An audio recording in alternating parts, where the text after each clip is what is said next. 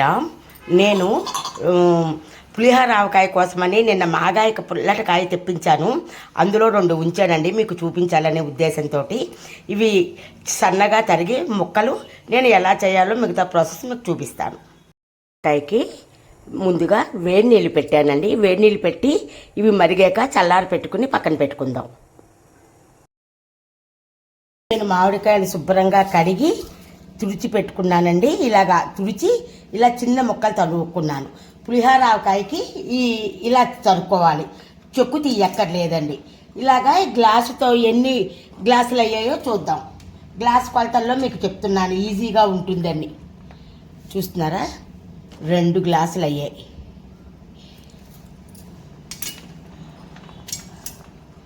మొత్తం 4 గ్లాసులండి. 4 గ్లాసుల మామిడికాయ ముక్కలు మనకి వచ్చాయన్నమాట. ఇప్పుడు నేను 3 మ్యాంగో కారం ఇవి 3 కప్పులు కదండి, 3 గ్లాసులు వచ్చాయి. అంచేత తలగేసికి కొంచెం వెలితిగా కారం వేశాను. నేను ఆవకాయల కోసం దంపి పెట్టుకున్న ఉప్పు అండి, ఇది కల్లులుప్పు దంపి పెట్టుకున్నాను అనమాట. కావాలంటే మళ్ళీ వేసుకోవచ్చు. ఉప్పు కూడా వేసేసుకుంటున్నాను. దీంట్లో పసుపు కూడా వేసేసుకుందాం. కొద్దిగా మెంతులు కూడా వేసేస్తున్నాను.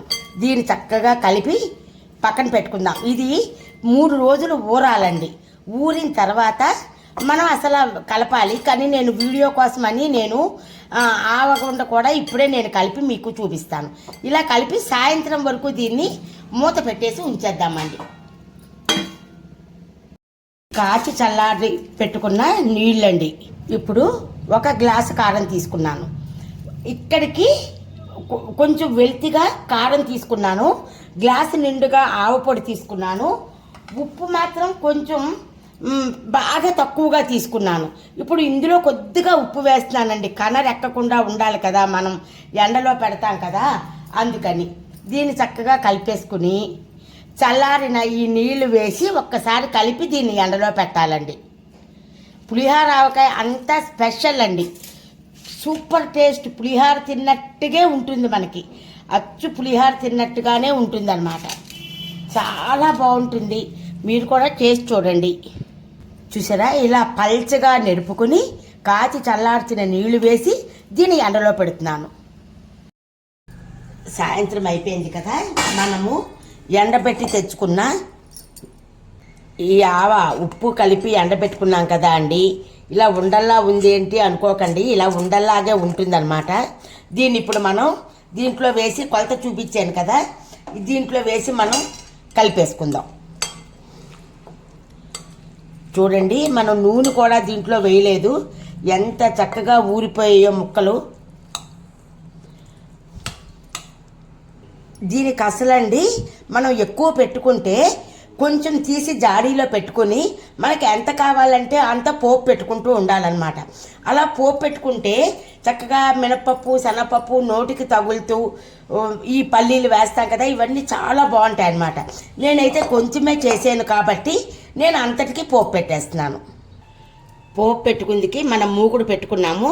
చూస్తున్నారా, ఈ గ్లాస్తో ఆవకుండా వేసాను కదా, ఇదే గ్లాస్తో మనం పప్పు నూనె గ్లాసున్నర వేస్తున్నానండి. నేను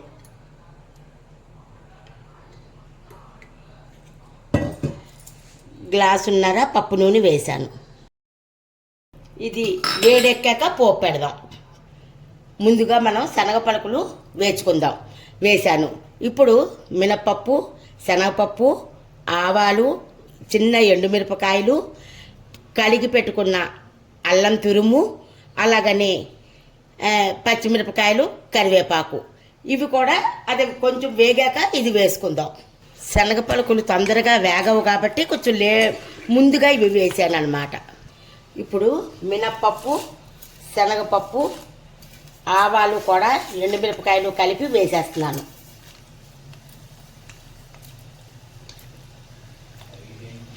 ఇవి వేగాక మిగతావి వేస్తాను. ఇప్పుడు చూస్తున్నారా, పోపు ఈ విధంగా వేగాక మనం ఇంగువ కూడా వేసుకుందాం. కొంచెం ఎక్కువ వేస్తున్నాను, ఇంగువ బాగుంటుందని. ఈ అల్లం, పచ్చిమిరపకాయలు కూడా, కరివేపాకు కూడా వేసి స్టవ్ ఆఫ్ చేశాను. ఇప్పుడు ఈ పోపుని దీంట్లో వేసేస్తున్నాను. కొంచెం కొంచెం వేస్తున్నానండి, ఎందుకంటే గాజుది కదా పగులుతుందేమో అని. అంతా వేసేసాను. ఇప్పుడు కలిపేసుకుందాం. చూస్తున్నారా, ఇలా కలిపేసుకున్నాం. ఇది ఊరిపోతే ఇప్పుడే ఆయిల్ తేలుతోంది. ఇంకా కాసేపు ఉంటే ఊరితే ఇంకా బాగా ఆయిల్ తేలుతుంది. ఇప్పుడు దీన్ని ఒక బాటిల్లోకి తీసేసుకుందాం.